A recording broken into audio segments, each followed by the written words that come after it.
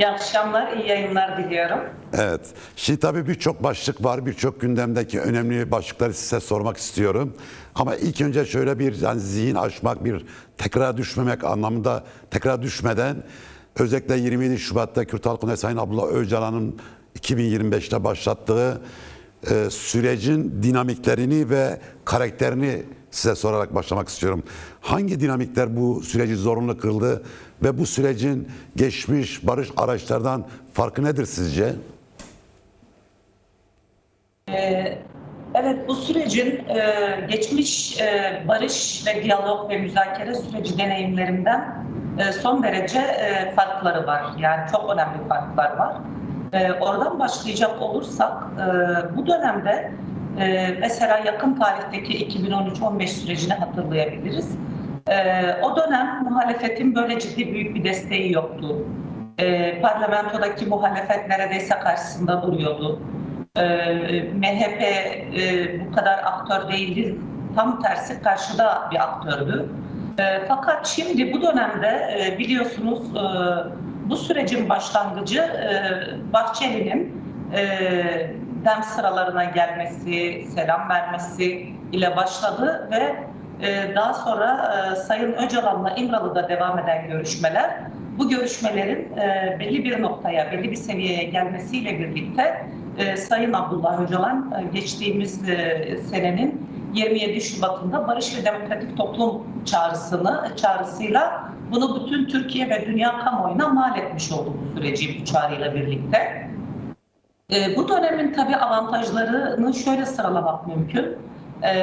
Mevcut olan özellikle bu Kürt sorununun çözümü karşısında bugüne kadar negatif çizgide duran ve oradan siyaset devşiren ağırlıklı olarak milliyetçi kanat tarafından başlatılmış olması, yani MHP tarafından başlatılmış olması bu kesinlikle bir avantajdır.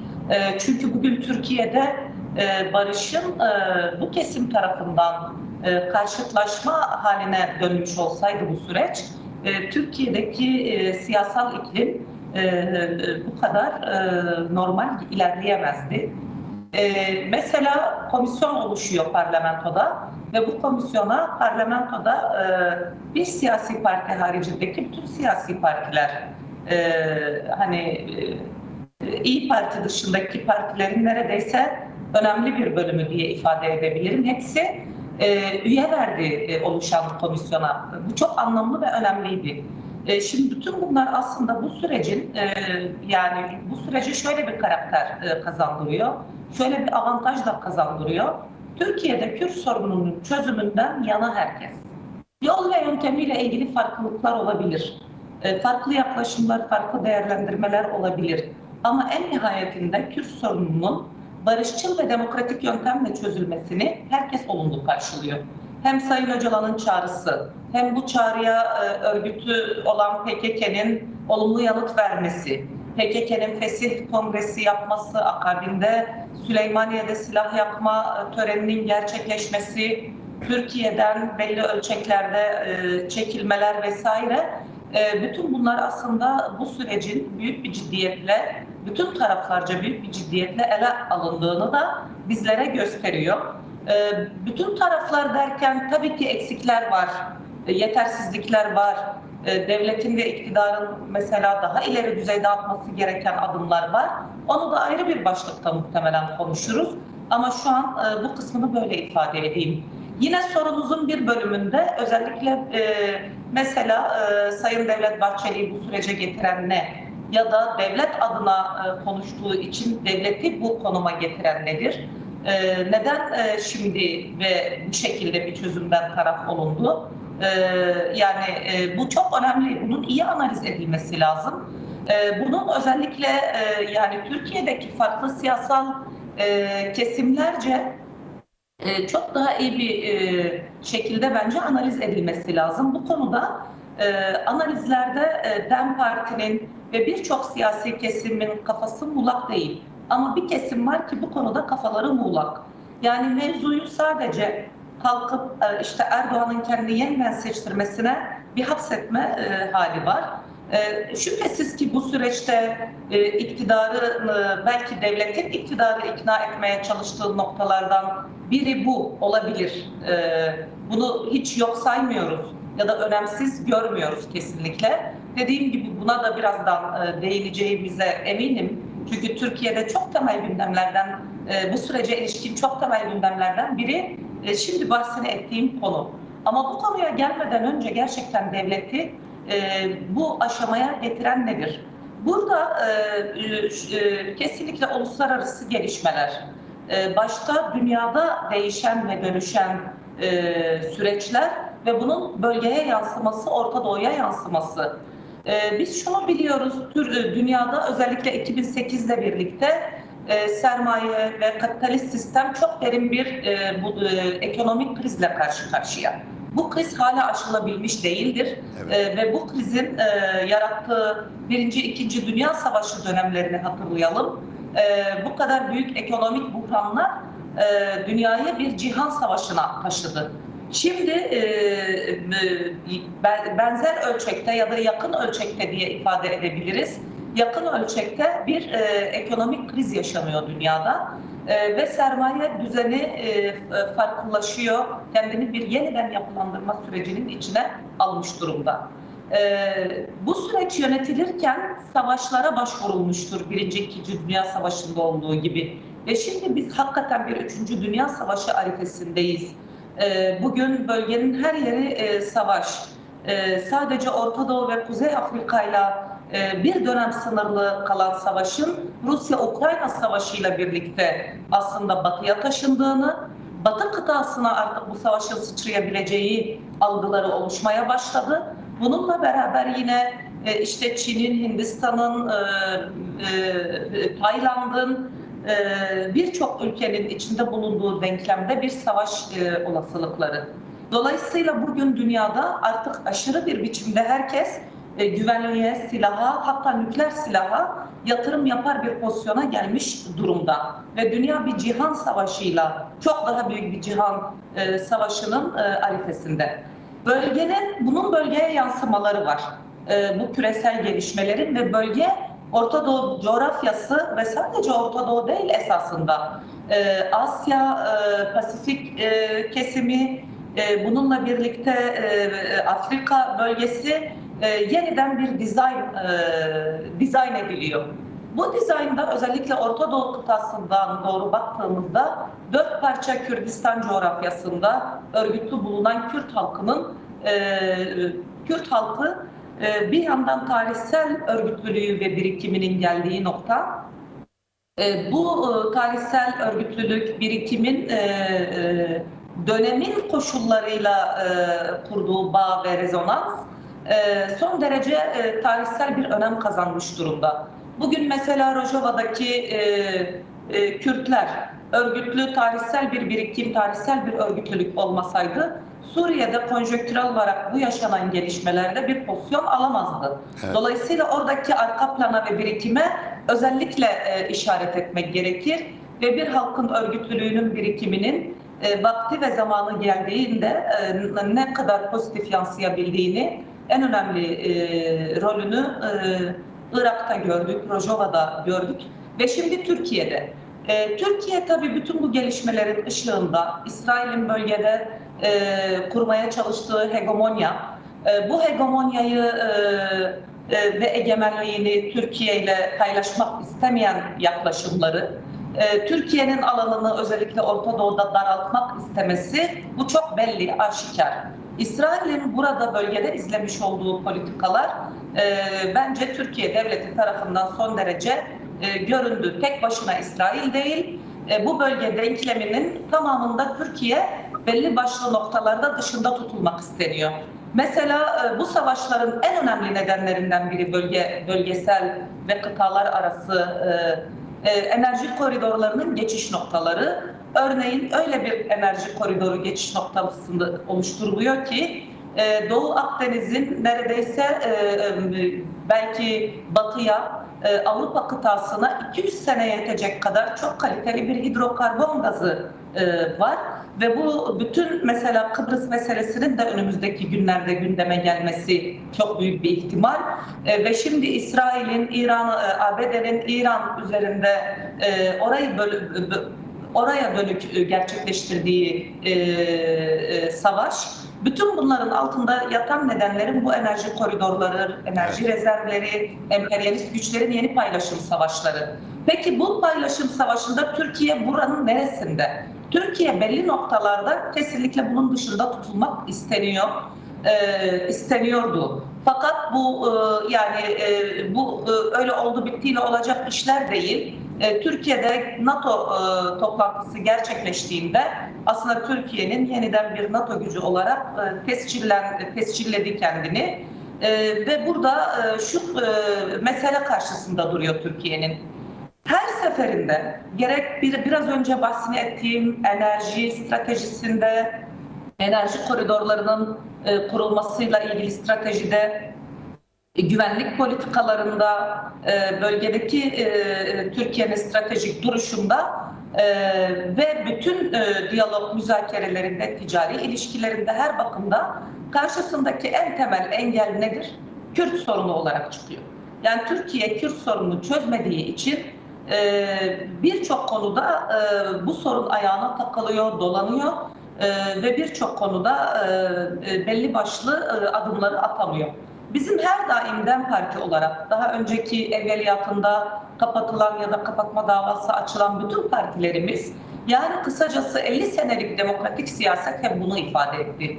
Türkiye Kürt sorunu barışçıl ve demokratik yöntemlerle çözerse bölgede barışın da, kültürün de, ticaretin de her bakımdan gerçekten lideri olur. Bizim açımızdan özellikle DEM Parti'nin kendi programı açısından süreci değerlendirecek olursak, Türkiye'nin bölgede barışın lideri, müzakerenin ve diyaloğun lideri olmasını biz her daim arzu ettik, arzuluyoruz. Ve Türkiye bu konuda gerçekten yaşadığı bir siyasi ve stratejik adımlarında yaşadığı tıkanıklıkları aşmak için bu süreci başlattı diyebiliriz. Evet. Esas başlama kaynağı biraz da bu uluslararası gelişmeler olarak ifade edebiliriz. Şimdi tabii süreç bir noktaya geldi. Aslında tabii az önce siz de değindiniz. Yani Kürt Halk Önderi Sayın Abdullah Öcalan'ın çağrısıyla birlikte Kürt tarafı önemli adımlar, tarihsel adımlar attı. Yani belki özetlersek işte ateşkes ilanı, askeri güçlerin geri çekilmesi, PKK kongresinin toplanması ve kendini feshetmesi, Türkiye'ye karşı silahlı mücadelenin sonlandırılması, az önce belirttiniz Süleymaniye'de bir grup gerilanın KCK Yürütme Konseyi Eş Başkanı Sayın Besi Hozat'ın liderliğinde 15 kadın 15 erkek gerilanın silahlarını sembolik olarak yakması gibi tarihsel adımlar attı ve süreç sonuç olarak işte meclisteki komisyonun toplanması, bir rapor çıkartması, ortak bir rapor oluşturulması ve en sonunda mecliste bir çerçeve yasası kabul edildi. Şimdi benim sorum şu, tabii çerçeve yasası ilk başta sanki Kürt sorunun bütün hatları çözecekmiş gibi algılandı. Evet, öyle düşünüldü ama öyle olmadı kesin. Şimdi bu çerçeve yasasıyla birlikte Kürt sorununun çözümü için nasıl bir anlam ifade ediyor? Yani Kürt sorununu çözmüyor ama neden bu çerçeve yasası bir başlangıç olarak değerlendiriyoruz? Tabii şu açıdan şimdi bu yasayı teknik olarak değerlendirirsek yasanın siyasal anlamını unuturuz ve geride kalır. Esasen bu yasanın bir siyasal anlamı var. Özellikle bugün 85'ten bu yana çok sayıda aslında adına Kürt sorunu denmese de Kürt meselesiyle ilgili çıkartılmış olan yasalar, kanunlar var. Bunların hepsi ya pişmanlık yasasıdır, ya etkin pişmanlık ya da işte itirafçılık vesaire gibi örgütten bireysel kopuşlar. Bunlarla ilgili yasalar çıkarıldı bugüne kadar. Bu yakın tarih açısından. Türkiye'nin 100 küsür senelik tarihi açısından dönüp baktığımızda Sayın Öcalan'ın da açıklıkla ifade ettiği gibi bugüne kadarki tarihteki bütün Kürt isyanları hep kanla bastırıldı, idamla bastırıldı. Mesela Seyit Rızalar, Şeyh Saidler idam edildi. İlk kez ya bu yasaya biz şöyle bir anlam ve önem biçiyoruz. Bu yasa ilk kez aslında içinde Kürt kelimesi geçmemiş olsa da PKK'ye özgü bir yasa olarak tanımlanmış olsa da, böyle ifade edilmiş olsa da, bu yasa Kürt sorunuyla ilgili çıkarılmış bir yasadır. Ve bir diyalog, bir müzakere sonucunda çıkan bir yasa. Ve dolayısıyla biz böyle bir tarihsel anlamı olduğu kanaatindeyiz. Ama yasanın eksiklikleri yok mudur? Tabii ki var. Bugün Türkiye'de bu yasayı bir kesim sadece eksiklikleriyle konuşuyor ve tartışıyor. Ama biz bu yasayı eksikliklerini söylemekle birlikte bu yasanın pozitif yönlerini, hem siyasal anlam itibariyle pozitifliğini, hem de teknik anlamda doğuracağı, hukuki anlamda doğuracağı sonuçlar bakımından da son derece önemli buluyoruz. Çünkü bugün mesela 4000'e yakın hapishanede bulunan 4000'e yakın siyasetçinin bırakılmasının yani mahpusluğunun sona erdirilmesinin önünü açıyor bu yasa. Şayet bu fiilen böyle gerçekleşirse bu sadece teknik bir yasa gibi okunabilir mi? Hayır. Bugün 4000'e yakın insanın cezaevinden çıkması sanırım son derece güçlü bir siyasal anlamı da var bunun. Evet. Çünkü Kürt halkının dostlarının, devrimci, yurtsever, sosyalistler, siyasi düşüncelerinden dolayı hapishanede olan insanların dışarıda olması bu son derece önemli bir evredir. Yine buna ek olarak 75 bine yakın insanın soruşturması ve kovuşturması var. Yine bu yasa şayet sağlıklı konuşulduğu gibi sağlıklı bir şekilde hayata geçirilirse 75 bin kişinin soruşturması ve kovuşturması da o meseleyle ilgili de pozitif anlamda yol alınacak. Bunlar azımsanmayacak meselelerdir. Ama tabii ki başta Kürt halkı olmak üzere Kürt halkının dostlarından şöyle sualler geliyor, şöyle sorular ve değerlendirmeler geliyor. Tabii ki hepsi baş göz üstünedir bu değerlendirmelerin ve soruların. İşte 50 senelik mücadele, bu kadar can kaybı, bu kadar şehadet, bu kadar köy yakma, bu kadar yok sayılma, bu kadar inkar karşılığı bu yasa mıdır? Elbette ki değil. Çok net. Sayın Öcalan da ifade ediyor, biz de ifade ediyoruz. Yani bu kadar tarihsel anlamda ağır bedeller ödenmiş bir süreç Kürt halkını hangi noktaya getirdi? Başta Kürt halkı olmak üzere Kürt halkıyla stratejik ittifak kurmuş olan sol sosyalist kesimlerin tamamı sanırım şunun hakkını teslim edecektir. Kürt halkının bu örgütlü mücadelesi onların o tanınmayan, o dili işte Kürtçe bile yoktur, karttır, kurttur diye o aşamada şimdi Kürt halkının varlığı ve tanınıyor siyasi temsiliyetiyle İmralı'da oturulmuş bir muhataplık artık söz konusu. Bu muhataplığın aynı zamanda yine bu yasayla bir tanımı vardır, tanımlanmıştır. Mesela bu yasada takip, koordinasyon ve uygulama kurulu oluşuyor. Biliyorsunuz yasayı zaten çok arkadaşım anlattı, evet, sizin kanalınızda da, ben o yüzden o teknik boyutlarını çok aktarmıyorum. Ama takip, koordinasyon ve uygulama kurulu oluşuyor. Akabinde Meclis İzleme Kurulu. Meclis İzleme Kurulu siyasi partilerin temsilleriyle oluşacak ve yine bahsini ettiğimiz bu takip, koordinasyon ve uygulama kurulunun hemen ona bağlı olarak silahsızlanma ve siyasallaşma kurulu oluşacak. Bu kurulun başında İmralı heyetimiz de basınla buluşmasında çok açık ve net ifade etti. Burada ben tekrar edeyim. Sayın Abdullah Öcalan olacaktır. Çünkü bu silahsızlanma süreci, Kürt sorununun silahsız bir süreçten Türkiye'de bir siyasal sürece taşınmasında etkin rolü oynayan baş aktör Sayın Öcalan'dır. Ve dolayısıyla bugün bahsini ettiğim, bu söze başlarken bahsini ettiğim, işte Kürtler ne kazandı, bu yasa mıdır tek başına kazanım diye aslında eleştirel olarak bu soruyu soranlara buradan hani şu yanıtımızı ve şu meseleyi açıklıkla paylaşmak istiyoruz. Tek başına bu yasa devasa bir kazanım değil, Kürt sorunu çözmüş değil. Ama hiç siyaseten, hukuken parlamentoda reddedilen Kürt sorunu şu anda artık parlamentonun gündemine gelmiştir. Evet. Bu yasayla birlikte. Ve yine şunu ekleyerek sözümü tamamlayayım. Bunun ikinci ve üçüncü aşamaları olacaktır. Her şey bu yasa değildir. Sonuç itibariyle Kürt Özgürlük Hareketi şöyle bir stratejik karar almış durumdadır.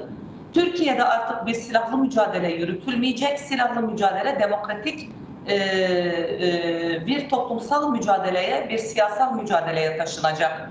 Şimdi böylesi bir dönemde artık çok güçlü bir örgütlenme zemini ve şimdi geriye dönüşün olmaması için, bunun altını hani özellikle çizmek isterim, geriye dönüşün olmaması için her iki tarafın karşılıklı güçlü bir sorumlulukla davranması gerekiyor. Mesela bu süreç nasıl ilerleyecek? Yani güvencesi nedir bu sürecin? Bu yasadan sonra gerçekten terörle mücadele kanunu, TMK-TCK'da değişiklikler olacak mı? Biz özgürce örgütlenebilecek miyiz? Düşünce ve ifade özgürlüğü bu topraklarda olacak mı?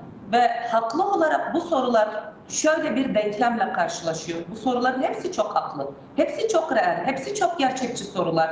Hepsine biz yanıt üretmek zorundayız. Yanıtı sözlü değil, pratikte üretmek zorundayız. Sözlü yanıt üretmek çok kolay ama esas buna pratikte yanıt üretebilmek, yani bu örgütlü mücadeleyi büyütmekle olacaktır. Mesela Kürt sorunu daha çözümüyle ilgili daha ileri bir yasanın çıkarılabilmesi için, bundan sonraki yasaların çıkması için dedik ki bu bir kapı açıyor. Sayın Öcalan bunu 1000 kilometrelik yolun ilk adımı olarak tanımlıyor. Akabinde ne gelmeli? Bunu bir somutlukla ifade etmeliyiz. Evet. Bir kere şu çok istiyorum. net Cahit Bey.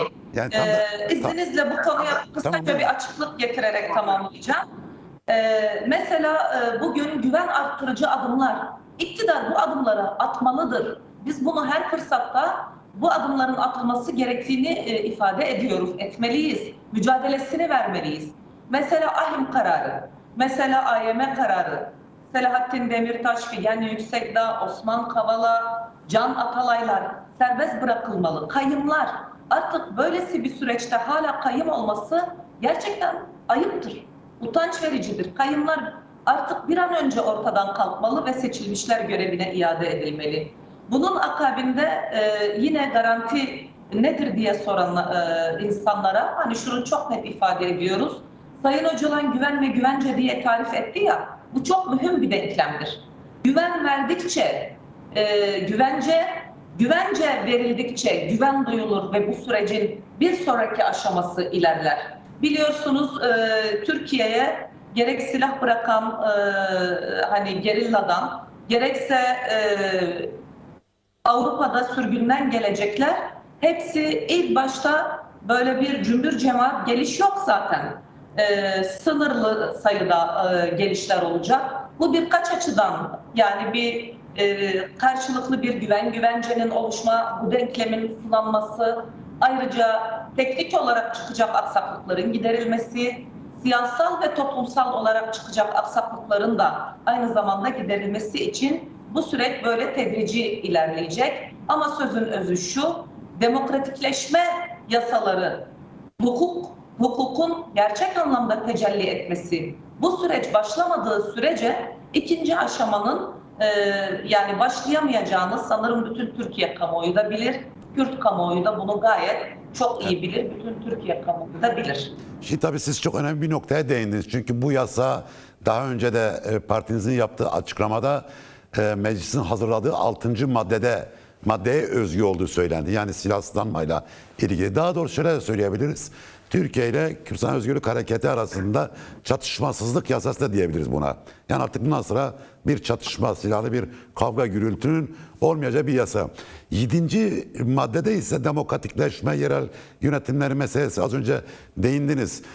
Bu yasayla birlikte sizce hani temenni olmaktan çıkıp az önce dediğiniz AYİM kararları, Anayasa Mahkemesi kararları, işte kayyumların geri çekilmesi, yerel yönetimlere özellik tanınması, Avrupa özellik şartının hayata geçirilmesi gibi hani sadece dönüşlerle değil de toplumu da rahatlatan bir takım adımların atılması gerekiyor ama bu irade var mı şu anda? İktidar böyle bir irade ortaya koyuyor mu? Yani yasayla birlikte sadece insanların cezaevinden çıkması veyahut da sınır dışında olanların geri dönmesi değil de aynı zamanda dediğiniz bu demokratikleşme meselesi içinde bir süreç, bir takvim var mı önünüzde?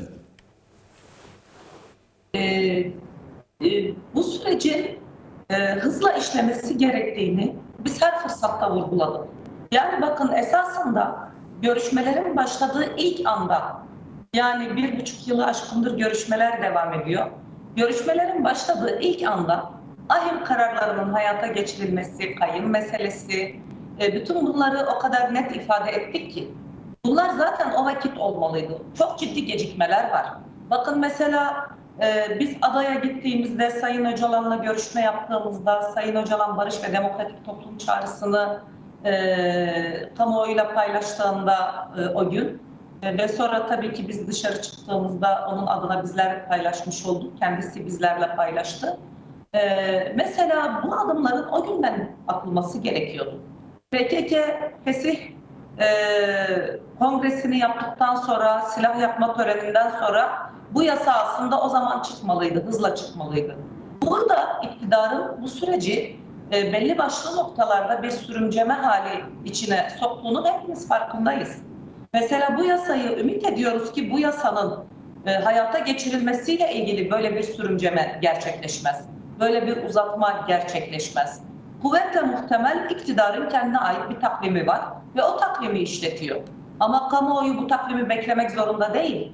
Bugün bu görüşmeler bu kadar birçok siyasi partinin destek verdiği toplumda esasında herkesin barış istediği ama bir kesimin, önemli bir kesimin de güvensizlik hissettiği, o nedenle temkinli yaklaştığı bu sürece bütün bunları biliyoruz.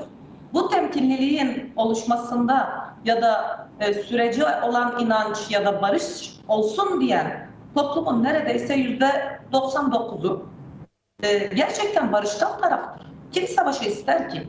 Kim çatışma sürsün ister ki?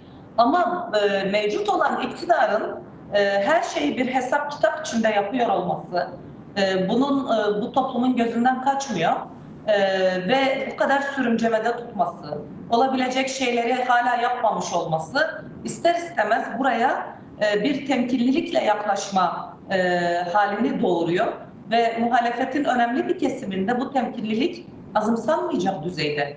Kürt halkında yine bu temkinlilik azımsanmayacak düzeyde. Ayrıca da bu temkinlilik bir yanıyla iyi ama bu temkinlilik bizi yani nasıl diyelim edilgen kılmamalı. Evet. Bu böyle bir tehlike taşıyor.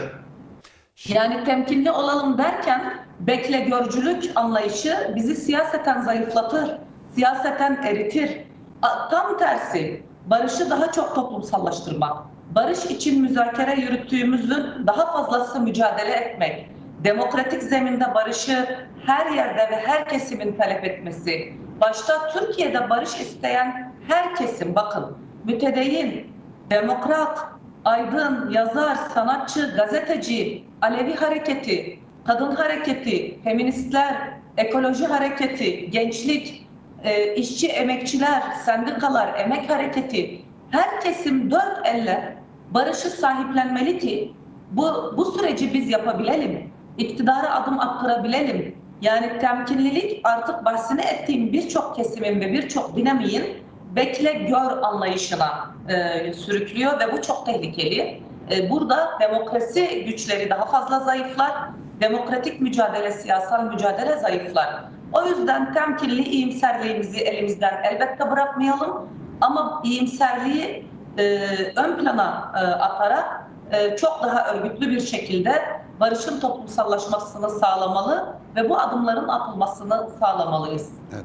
Siz bu kadar açık konuşuyorsunuz iktidarla ilgili ama bazı çevreler bu süreçle, barış süreciyle beraber DEM Parti'yi AKP ile ittifak kurmakla, seçim hesapları yapmakla, işte Erdoğan'ın bir kez daha seçilmesi için gizli bir ittifak yapmakla suçluyor. Başka bir ajandanız olduğuyla suçluyor.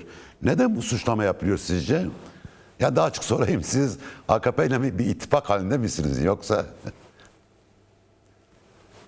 Buna aslında o kadar açık yanıtlar verdik ki burada bir kez daha bütün açıklığıyla bunu yanıtlamak isterim tabii.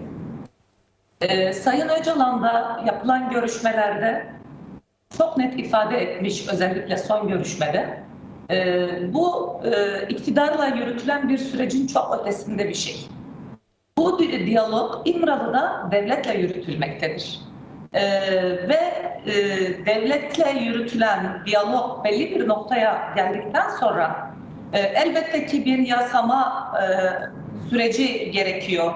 Parlamentonun burada siyasal anlamda çok önemli bir rol ve misyon üstlenmesi gerekiyor. Parlamentonun devreye girmesi lazım. Parlamentoyu devreye sokabilmek için de mevcut olan iktidar ve bütün siyasi partilerin aktif rol üstlenmesi lazım. Parlamento demek iktidar ve muhalefet partileri demektir. Parlamento bu demek değil midir? Bir yasama faaliyeti yürütülecekse de bugün başta AKP ve MHP'nin çoğunluk olduğu bir yerde muhalefet elbette birçok kanun teklifinde bulunabilir ama hepsinin reddedildiğini, patır patır reddedildiğini de biliyoruz. Madem burada bir konsensus oluşmuş, madem burada bu sürece dair muhalefet partileriyle de bir ortaklık sağlanmışsa elbette ki burada artık parlamentonun devreye girmesi lazım. Sorunuza gelecek olursam bu arka planı gören bir yerden sorunuzun yanıtına gelecek olursam şimdi AKP bir icra makamıdır. Düzeltiyorum. AKP icra makamını yürüten siyasi partidir. Evet. İcra makamında kendi vardır. Dolayısıyla icra makamında başka bir siyasi parti olsaydı bu süreçte bizler de İmralı'da görüşmeyi onlarla yapacaktık. Ve bütün dünyadaki çatışma çözüm deneyimlerine baktığımızda bir sol sosyalist iktidar beklendi ve sonra görüşmeler oldu diye bir gerçeklik yok. En faşist iktidarlarla görüşmeler yapıldı. En otoriter rejimlerle görüşmeler yapıldı. Ve biz yani bu görüşme süreci başladı, bölgesel koşullar bu kadar olgunlaşmış, süreç kendini buna dayatmışken valla kusura bakmayın şimdi sizinle görüşemeyiz denemezdi ve görüşülmeliydi. Yani makul düşünen her kesim bu görüşmelerin olmasını doğal karşılıyor ve olmalı. Fakat burada bir seçim ittifakı söz konusu değil. Öyle bir şeyin olmadığını biz defalarca DEM Parti eş başkanları olarak da sözcülerimiz, bütün yetkili kurullarımız bunu bu şekilde açıklıkla ifade etti. En son Sayın Öcalan bu yapılan son görüşmede yine kendisi buna açıklık getirdi. Burada seçimle ilgili herhangi bir görüşme, seçimle ilgili herhangi bir ortaklık sağlama bu manada gerçekleşmiş hiçbir görüşme yoktur. Bu çok net öyle bilinmelidir. Ve bugün bu sürecin akabinde gerçekten bir demokratikleşme süreci gelişmezse, mesela anayasa tartışmaları gündeme çok gelmeye başladı Cahit Bey. Türkiye'de Evet, çok temel... Niye bu kadar anayasa tartışmalardan bir kesim çekiniyor? Yani Türkiye demokratikleşecekse 12 Eylül Cunta anayasalarından işte o 100 yıllık işte ırkçı, milliyetçi, tekçi, tek ulusa, tek inanca dayanan, tek dile dayanan anayasadan çıkıp daha nötr, daha Türkiye'nin çoğunluğunu kapsayan bir anayasa yapmak konusunda bir tartışma konusunda neden bu kadar bir arkadan bir geliş var? Neden bu geciktiriliyor ve tartışılmıyor sizce? Bir kesim bunu tartışmaktan ısrarla çekiniyor. Yani şu anda Türkiye'deki mevcut koşullarda az önce bahsini ettiğimiz AİM kararının bile uygulanmadığı bir yerde, mevcut anayasanın dahi gereklilikleri henüz yerine getirilmediği bir yerde bir demokratik anayasa koşulları vardır denemez. Yok çünkü bu koşullar. Şimdi bu çerçeve yasa çıktı. Bu çerçeve yasa hızla hayata geçerse, hızla MGK kararını açıklar ve resmi gazetede yayınlarsa biliyorsunuz yasa ondan sonra evet, aktif bir hale gelecek. Bu süreç hızla işlerse akabinde de gerçekten Türkiye'de demokratikleşmeyle ilgili bazı adımların somut atılması gerekiyor. Bir kere gerçekten yargı sopası artık muhalefeti dövmekten vazgeçmek. Yargı sopası bu şekilde demokrasinin kılıcı gibi muhalefetin tepesinde sallandıkça bir demokratik anayasa sürecinden, bunun yapımından bahsetmek çok zor. Çok zor. Bir toplumsal rızalık oluşturmak çok zor. Bir Bu yol hakikatin temizliğine gerçekliği mi ihtiyaç var? açısından konuşmak gerekiyor. Bir yol temizliğine mi ihtiyaç var? Yani demokratik bir anayasa yapmadan önce evet. Kesinlikle bir yol temizliğine ihtiyaç var ve zaten bu yol temizliğini esasen bizler de bunu çok net de ifade ettik bugüne kadar. Mesela demokratik bir anayasanın bir ihtiyaç olduğunu siz de ifade ettiniz. Çok katılıyorum. DEM Parti olarak da bizim resmi görüşümüz de budur.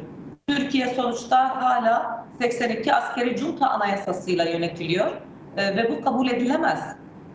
Fakat yol temizliğinden kastımızı da soyut da ifade etmiyoruz. O kadar somut, o kadar net ifade ediyoruz ki. Evet. Birincisi, bahsini ettiğimiz yasa gerektirmeyen mevcut yasaların salık verdiği adımlar.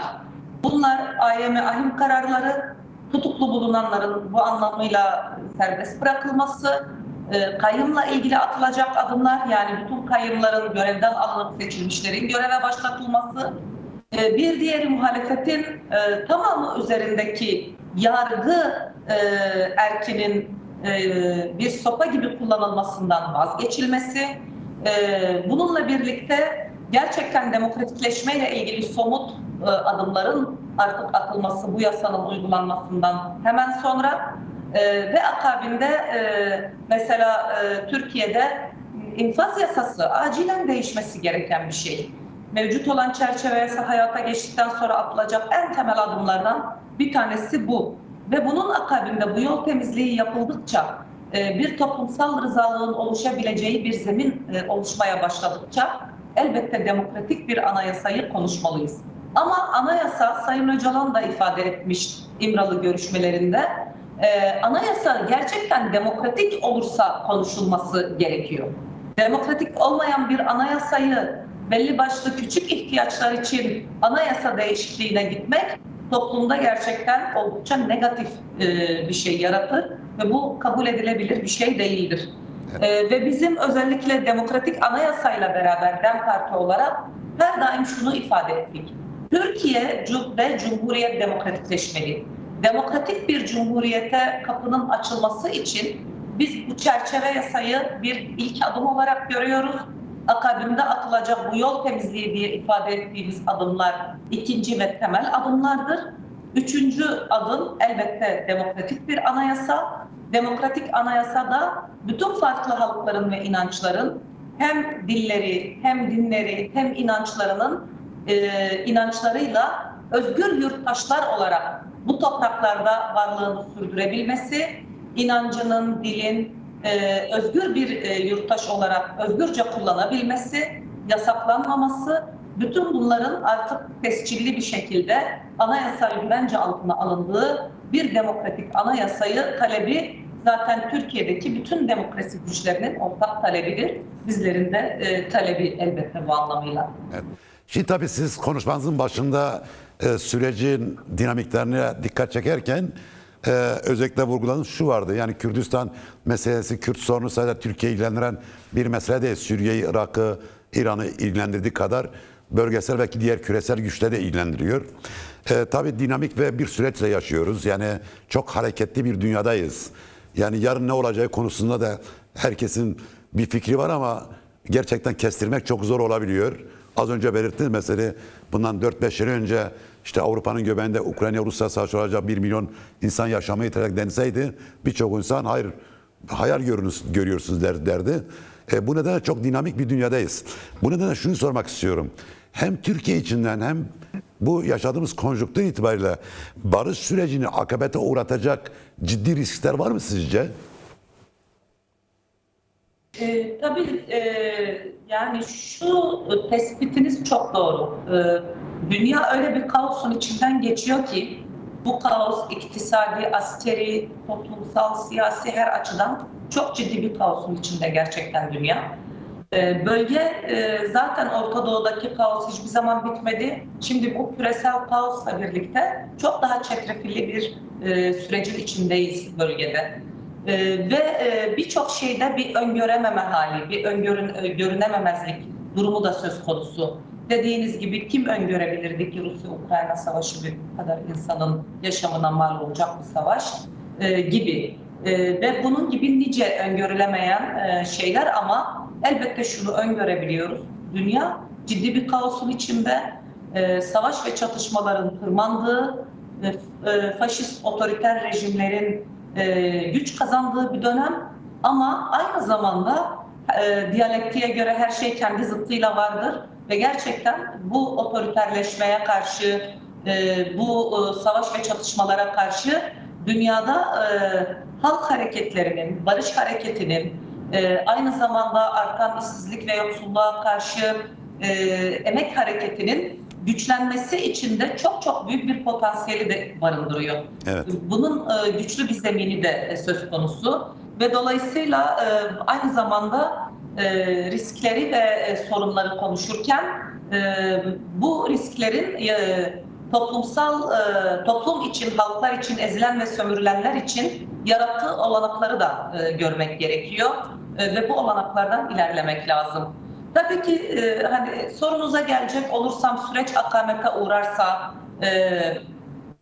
hangi riskleri barındırıyor?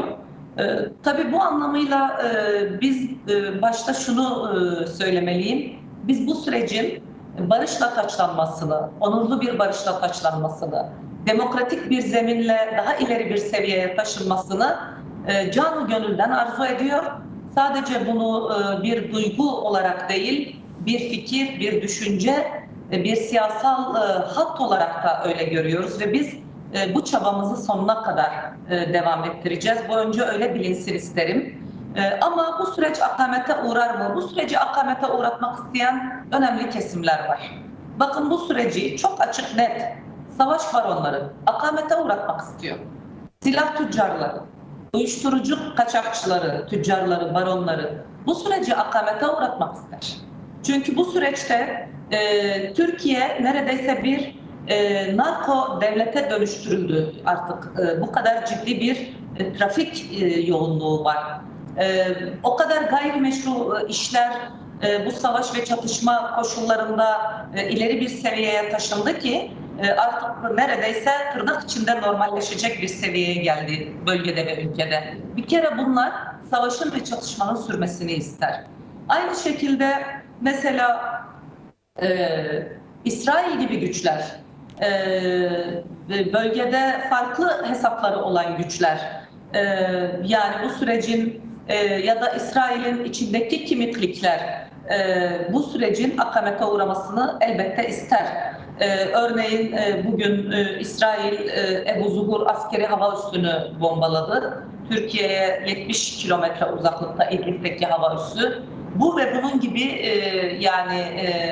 farklı provokasyonları da üretebilecek gelişmeler. Bunlar risktir. Bunların olma olasılıkları vardır ama bizim Türkiye'de özellikle başta devlet ve iktidar bunu boşa düşürecek adımları güçlü bir şekilde atmalı.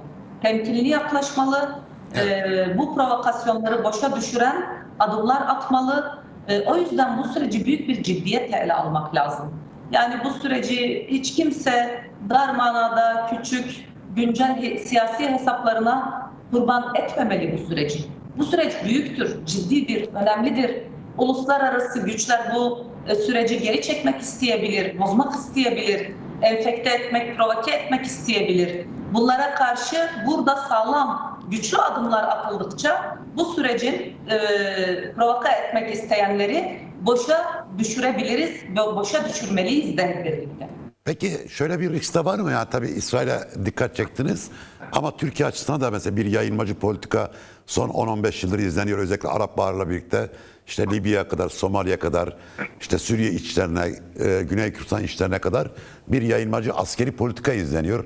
Türkiye Suriye'de yaklaşık 50-60 bin kişilik bir askeri güçle oluşturdu. Milli Ordu diye bir ordu kurdu. Orada da askeri üs bulundurmaya çalışıyor. Kıbrıs meselesi çözülmemiş değil.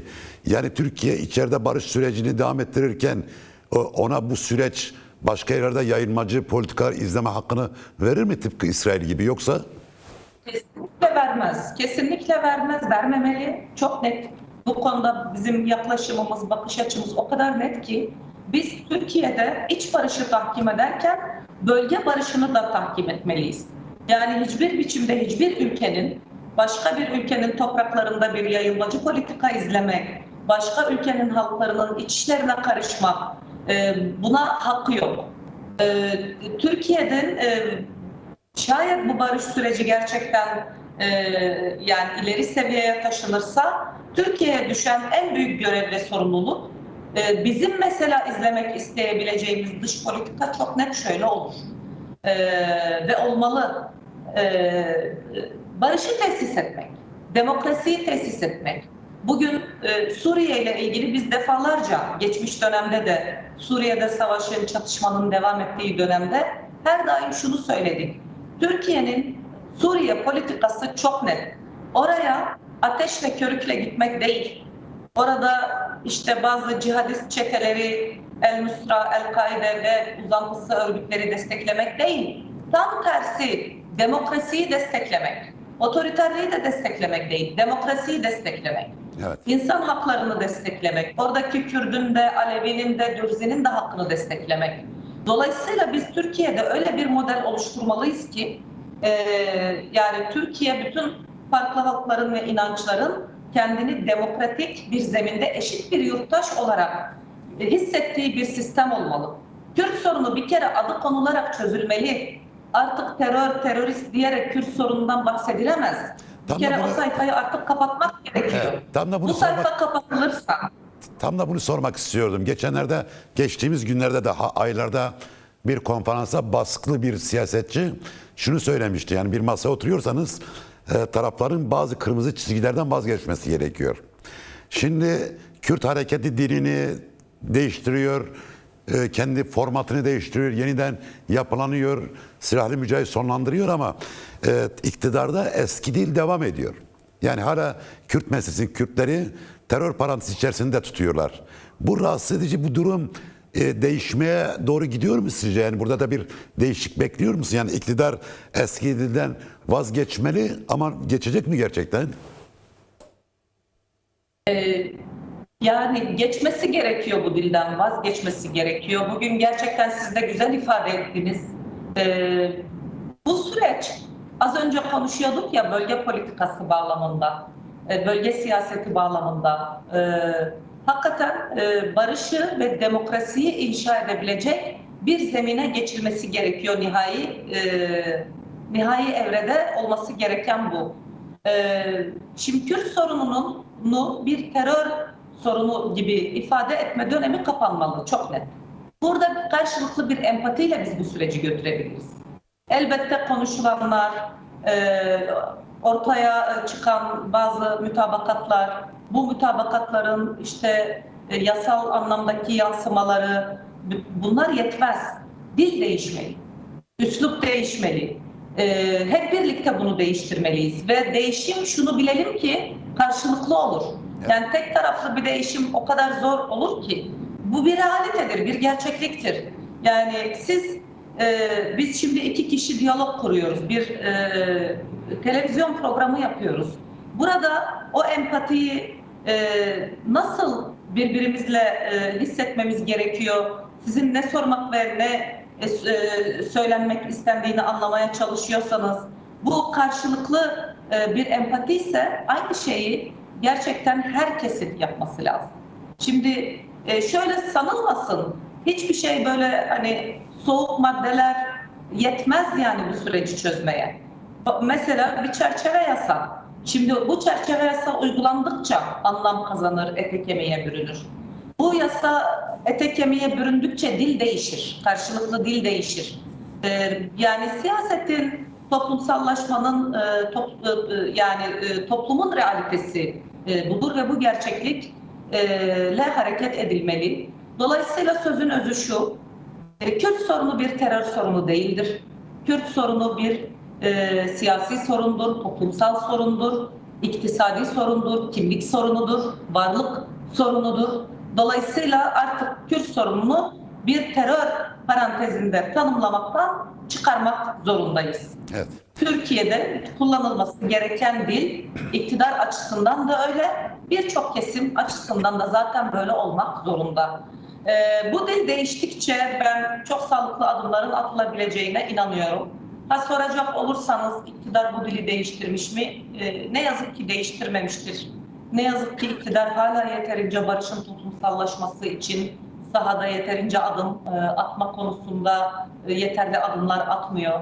Çünkü barışı toplumsallaştırmak tek başına DEM Parti'nin işi değil, tek başına DEM Parti'nin başarabileceği bir şey değil. Dolayısıyla burada iktidarın da ve bütün muhalefetin de, bütün siyasi partilerin güçlü bir biçimde barışı toplumsallaştırmak için Kürt sorununa yaklaşım, çözüm iradesi, bunu topluma, halka anlatmak, bu DEM Parti'nin görevi olduğu kadar bu İyi Parti'nin de, özür dilerim düzeltiyorum, Yeni Parti'nin de, CHP'nin de, AKP'nin de, MHP'nin de, sol sosyalist, demokratik bütün zeminlerinde hepimizin ortak görevi olduğu kanaatindeyim. Evet. Tabii bu ortak görevi sırarken CHP ve Yeni Parti'yi de söylediniz. Şimdi tabii bu uzun bir dönemden beri özellikle 19 Mart mı oluyor? 19 Mart 2025 miydi? Evet, CHP'ye başlayan operasyonla birlikte ana muhalefet partisinde bir kriz yaşanıyor. Yani bu krizin tabii başka bir takım dinamikler de var. Yani hukuki operasyonlar yapılıyor, yasal işte belediye başkanları tutuklanıyor, mahkemeler var, basın üzerinden bir operasyon yapıyor. Sonuç olarak CHP işte buttan atandı, ikiye bölündü. Bu ana muhalefet partisinde yaşanan bu kriz sizce süreci nasıl etkiliyor? Yani bir tarafı sanki bir ayağı, sandalyenin bir ayağı eksik mi kalıyor yoksa? Çok haklısınız hakikaten, bu sürecin bir ayağı eksik kalıyor, bir tarafı eksik kalıyor. Biz bunu gerçekten hem AKP, MHP ile yaptığımız görüşmelerde hem de kamuoyuna açık yaptığımız konuşmalarımızda çok sık vurguladık. Bugün muhalefet bu toplumun yarısı, yarısından fazlası da olabilir muhalefet. Yani güçlü bir muhalefet var Türkiye'de ve muhalefeti bu zeminin dışında tutmamak gerekiyor. Bunu neden bu şekilde ifade ettim? Başlarken söylemiştim, bu sürecin karakteristik özelliği geçmiş dönemdeki barış deneylerinden farklı. En önemli farklarından bir tanesi de aslında muhalefet partilerinin de bu sürece destek veriyor olması. MHP'nin bu sürece destek veriyor olması Cumhur İttifakı'nda olsa da sonuçta Türkiye'deki radikal milliyetçi kesimi ifade eden bir parti ve onun bu sürece destek vermesi. Şimdi burada yani hani bölünmeden önceki haliyle söyleyeyim, CHP ve şimdi tabii Yeni Parti ile birlikte belediyelerine yapılan operasyonlar, sıklıkla neredeyse her gün bir şafak operasyonuyla belediye başkanları ve yönetimlerin gözaltına alınıp tutuklanması o kesimde çok büyük bir öfke biriktiriyor. Bu öfke esasen hani iktidara olan öfkeyi zaman zaman hani bazı noktalarda süreç karşıtı gibi de karşımızda zuhur edebiliyor. Tabii ki şunu belirtmeliyim. Herkes süreci canı gönülden desteklemeyebilir, bazı özneleri, bu kesimlerin. Evet. Ama barışı dediğim gibi herkes istiyor. Ama şunu söylüyorlar açıkça, net. Yeni Parti ile önceki dönem CHP ile yaptığımız görüşmelerde biz kendi tabanımıza, kendi üyelerimize bu süreci yeterince anlatmakta güçlük çekiyoruz. Çünkü bize şunu söylüyorlar. Bu süreci yürüten AKP işte Kürtlerle barışmaya çalışıyor ama bizi gözaltına alıyor ve tutukluyor. Böyle bir demokratikleşme olur mu? Bize böyle söylendiğinde biz kendi tabanımıza bunu anlatamıyoruz diyorlar. Bu anlamıyla elbette iktidarın, o yüzden başlarken sıklıkla ifade ettik, yargı sopası artık gerçekten bir an önce son bulmalı. Bu sürecin ileriye taşınabilmesi bakımından enfekte olmaması, daha büyük bir toplumsal sahiplenmenin sağlanması açısından muhalefetin bütün kesimlerine bu süreçte kucak açılmalı. Baskılar sona ermeli. Demokratikleşmeyle ilgili somut adımlar atılmalı. Toplum bunu bekliyor. Toplum böyle bir realiteyi bekliyor. Somut birkaç adım atılmasıyla birlikte ben toplumun bunun daha güçlü bir şekilde anlatılabileceğine inanıyorum. Bunun somut koşulları oluşacak. Ama Cahit Bey, şunu da söylemeliyim. Bazı muhalefetin bir kesimi de bunun arkasına sığınarak sürece mesafelenmek istiyor. Bu da doğru değil. Yani o yüzden madalyonun her iki tarafını görmemiz gerekiyor. Yani bu sürecin arkasına sığınarak mesela Yeni Parti'den red oyu verilmemeliydi. Dolayısıyla bu süreç hepimizin ortak süreci. Türkiye'nin kaderini belirleyecek bir süreç. Türkiye'nin gelecek yüzyılını belirleyecek bir süreç. Herkesin bu sorumlulukla davranması gerekiyor. Şüphesiz ki muhalefetin üstündeki baskı derhal sona ermeli. Ama muhalefet baskı var diye de sürece uzaktan bakıp kendi tabanına anlatmamazlık da etmemeli. Tam tersi süreç ne kadar ilerlerse, şunu bilelim ki demokratikleşmeyle ilgili atılacak adımların önü o kadar açılır. Bugün Kürt sorunu çözülmediği sürece muhalefetin üzerindeki baskılar arttırılması için daha fazla bahane üretilecektir. Bunu muhalefet gerçekten böyle analiz etmeli, böyle değerlendirmeli ve dolayısıyla burada barış için herkes ortak bir bileşke oluşturmalı. Barışı burada inşa etmeyi başarırsak, bu süreci gıdım gıdım ilerletmeyi başarırsak, akabinde demokratikleşmeyle ilgili belli başlı adımların atılmasını hep birlikte güçlü bir iradeyle sağlamayı başarabilirsek, bilelim ki Türkiye'de demokratikleşmenin kapıları açılır. Aksi takdirde bu damar tıkalı kalır, kapılar kapalı kalır ve bu ne muhalefetin ne de hiç kimsenin işine gelmez. Evet, sizden bir 5-10 dakika daha rica edeceğim. Çünkü bir iki tane daha önemli soru var. Onu da sormak istiyorum. Tabii Türkiye'de tabii toplumsal doku çok çeşitli. Çok farklı ulusların, etnik ve inanç gruplarının bir arada yaşadığı bir ülke ama hepsinin de ötekileştirildiği bir yer Türkiye aynı zamanda. Yani sadece Kürtler değil, işte Aleviler, Rum Puntuslar, Roma Sintiler, Ermeniler, Asürü Süryaniler, Çerkezler.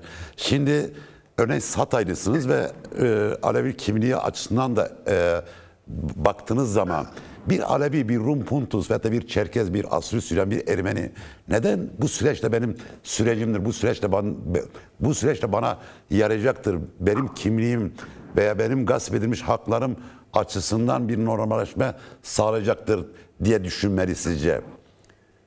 Yani ötekiler neden, ötekileştirilmişler neden bu sürecin bir parçası haline gelmeli ve ortaklaşmalı bu süreçte sizce? Bahsini ettiğimiz bütün farklı halklar ve inançlar hakikaten bu topraklarda yani 100 yıldır yok sayılıyor, inkar ediliyor. Ve şimdi biz bunları dillendirdiğimizde işte yani Kürdün hakkını talep ettikleri yetmiyor, Rum'un hakkını istiyorlar, Ermeninin, Alevinin, Hristiyanın gibi böyle hezeyanlar yaşayan kesimler de var. Özellikle ne yazık ki sosyal medya bu anlamıyla bu hezeyanları böyle bir anda böyle bir kar topu gibi de büyütebiliyor.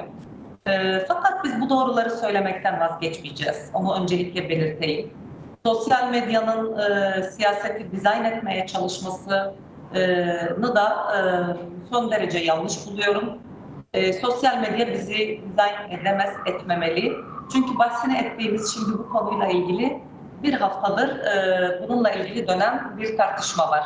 Evet. Biz bu konudaki net duruşumuzu, programatik duruşumuzu sonuna kadar da savunacağız.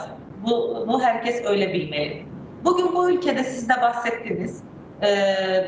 O kadar farklı halklardan ve inançlar insan var ki 72 milletten insan yaşıyor. Ve özellikle Alevi öğretisi bize şunu salık verir, der ki 72 millete aynı nazardan bakmak. Öyle bir Türkiye'de öyle bir nizam, öyle bir düzen olmalı ki 72 milletten bütün insanları kendi yurttaşı olarak görmeli. Biz bunun mücadelesini veriyoruz. Kürt halkı çok güçlü bir örgütlenmeyle buna aslında sadece Türkiye'de değil, bütün bölgede de öncülük etti ve bir model oluşturdu. Bir halk kendi özlük hakları için, kendi ana dili için, kendi kültürel değerleri için, kendi toplumunun bütünlüğü için nasıl mücadele ettiğini Kürt halkı bence bütün bölgeye ve dünyaya bunu çok iyi gösteren bir halktır, bir örnek teşkil etti.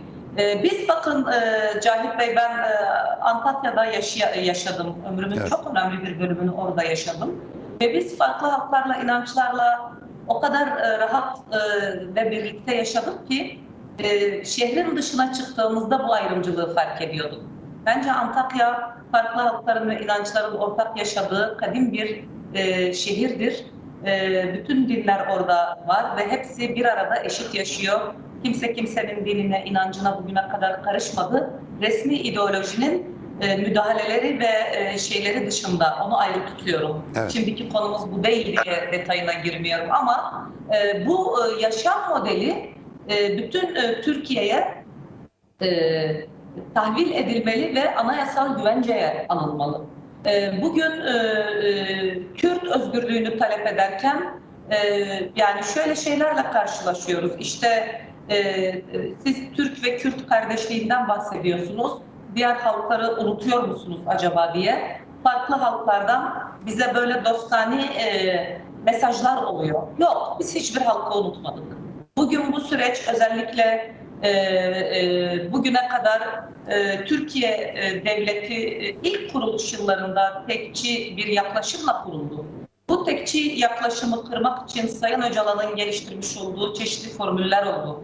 Türk-Kürt kardeşliği dendi, evet çok dendi ve tarihsel bağlamları kuruldu bunun. Ama asla şundan hiçbirimiz vazgeçmedik. Sayın Öcalan da vazgeçmedi, biz de vazgeçmedik. Bütün halkların eşit kardeşlik hakkı için. Bu çok önemli bir şey. Bugün eşit yurttaşlık hakkı DEM Parti olarak en temel savunma noktalarımızdan birisidir.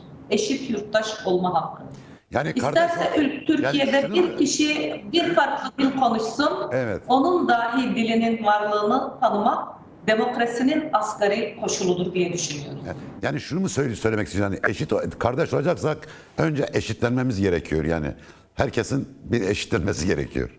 Hukuk önünde, yasa önünde, kimlik ve tanınma meselesinde. Öyle mi? Yani büyük kardeş küçük kardeşi döver dönemiyle bir eşit kardeşlik oluşmaz. Öyle Evet. bir gerçeklik yok. Hiç kimse büyük kardeş küçük kardeş olmamalı.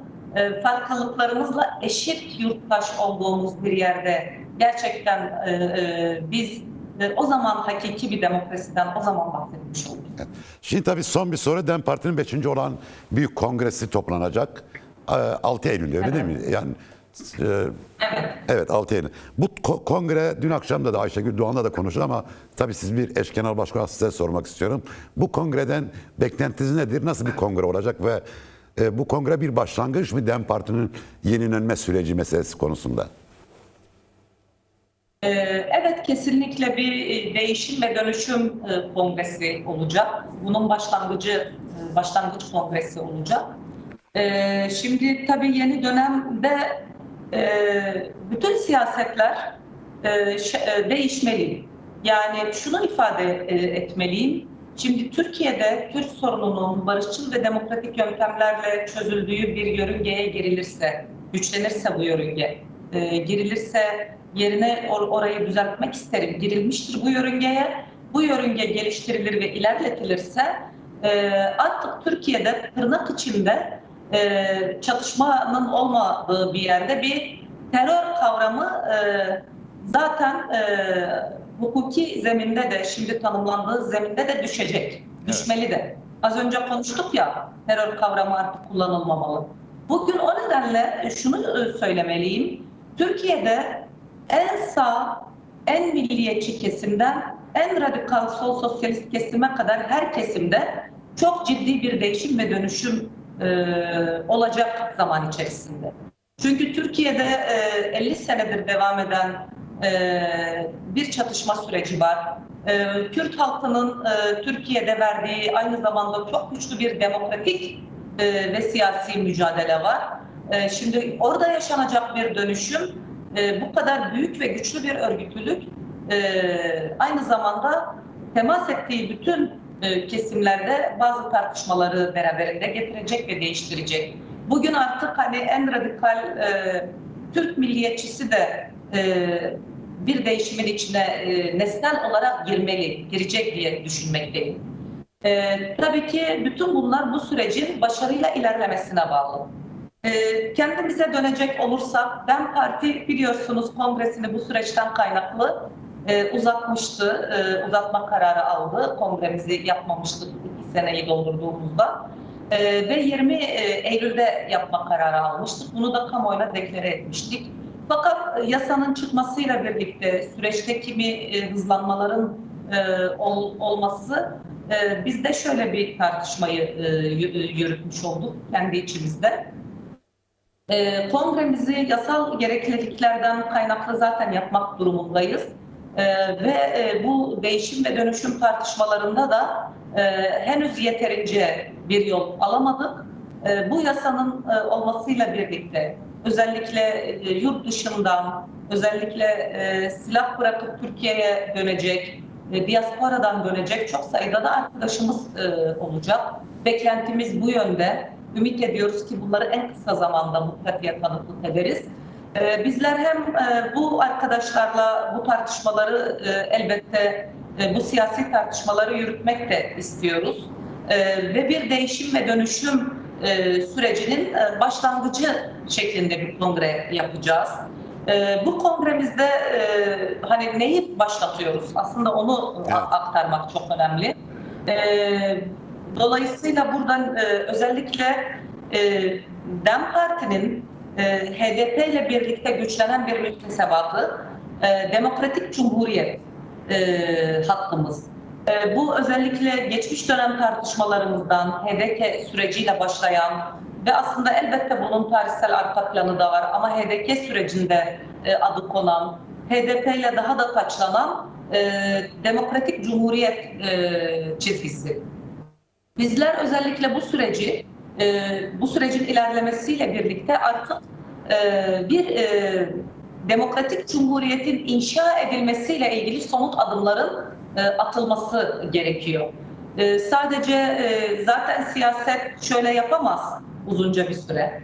Eleştiri yapan vesaire değil, talep eden değil. Artık bizler talep edenin ötesinde inşa eden bir seviyeye girebilecek bir pozisyona gelmeliyiz.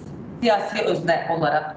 Ve dolayısıyla bunun için biz bu kongremizi biraz bunları konuşmak, tartışmak, bunları değerlendirmek, yeni dönem stratejimiz ne olacak, yeni dönem siyasal hakkımızı yeniden tanımlamak ve daha fazla ete kemiğe büründürmek. Yani aslında mevcut olan tartışmalarımızı ileri bir seviyeye taşımak istiyoruz. İzniniz olursa burada demokratik cumhuriyet çizgisiyle ilgili ben birkaç noktayı işaret etmek istiyorum. Yani bunu sadece birçok programımızda kavram olarak söyleyip geçiyoruz. Ama artık biz demokratik cumhuriyeti sadece kavramsal olarak ifade eden değil, onun içini de anlatan bir seviyedeyiz ve bunun içini artık anlatarak inşa etmek durumundayız. Bugün demokratik cumhuriyet derken biz neyi kastediyoruz? Cumhuriyetin demokratikleşmesi. Evet, doğru. Burada ne olacak, ne olmalı? Güçlü bir demokrasi, güçlü bir yerel yönetim, yerelden ve yerinden yönetebilmek, artık bu şekilde Türkiye'deki gelişimin bu şekilde sağlanması, kayımların olmadığı, seçilmişlerin güçlü bir biçimde rol aldığı, kuvvetler ayrılığı en temel meselemiz. Şimdi Türkiye'de zaten tarih boyunca ciddi anlamda bir kuvvetler ayrılığı olmadı. Kuvvetler ayrılığının Türkiye'de tesis edilmesi çok önemli. Biraz önce konuşuyorduk, belki tek başına bir program konusudur. Türkiye'nin dış siyaseti ne olmalı, ülke siyaseti ne olmalı? Ama hem iç barışı konuşurken dış politikada barışı, müzakereyi ve diyaloğu merkezine alan bir seviyeye gelmek. Bu çok önemli, çok ciddi bir adım. Bugüne kadar ne yazık ki Türkiye'de ve birçok ülke böyle yürütüyor. Diplomasiyi, dış siyaseti müzakere ile yürütürken öte yandan istihbarat teşkilatları ve askeri ilişkilerle yürütüyor. Değil, bunun böyle olmaması lazım. Tamamen siyasal, diyalog, müzakere ve barış merkezli yürümesi gerekiyor. Türkiye'nin de bölgenin de buna ihtiyacı var. Dünyada bu kadar savaşın olduğu bir yerde bölge Türkiye iç barışını tahkim etmeliyken bahsini ettiğim bütün bu adımları atabilmeli ki iç barışını güçlü bir şekilde tahkim etsin. Hani hep diyoruz ya, iç barışını ve demokrasisini tahkim eden bir ülke aslında en büyük savunma ağını geliştirmiş demektir. Savunmanın burada başlaması ve tahkim edilmesi gerekiyor.